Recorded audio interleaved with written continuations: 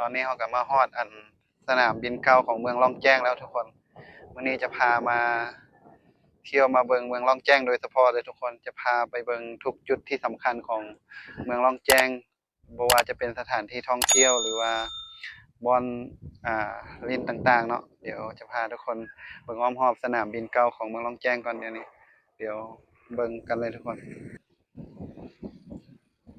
นี่เด้ออันนี้จะเป็นวิวอ้อมรอบของสนามบินเก่าล่องแจ้งเด้อวิวทิวทัศน์เป็นอย่างนี้สุดยอดเลยความงามยังแต่ไปเที่ยวไปเบิ่งมานี่ยังบ่มีวิวใดงามเท่าวิวอ้อมรอบสนามบินเก่าเมืองล่องแจ้งนี่ทุกคนเบิ่งไหมภูเขาอ้อมรอบสวยงามอลังการนี่พื้นที่ค่อนข้างว่ากว้างใหญ่หลาย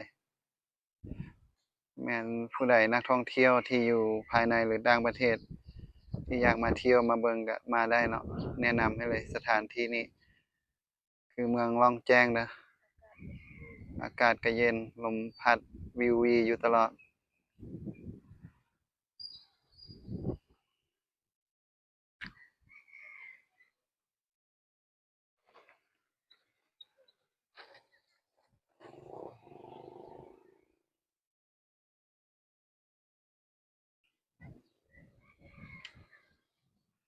ข้างหลังนี่จะเป็นวัดเมืองล่องแจ้งเด้อ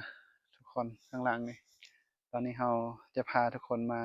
เบิ่งว่าวัดของเมืองล่องแจ้งจะเป็นจั่งใดเนาะวัดนี้จะเป็นวัดที่ศักดิ์สิทธิ์หลายเนาะสำหรับ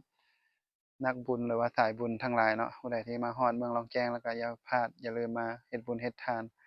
เพื่อความสบายใจแม่นหยังเนาะนี่คือจะเป็นวัด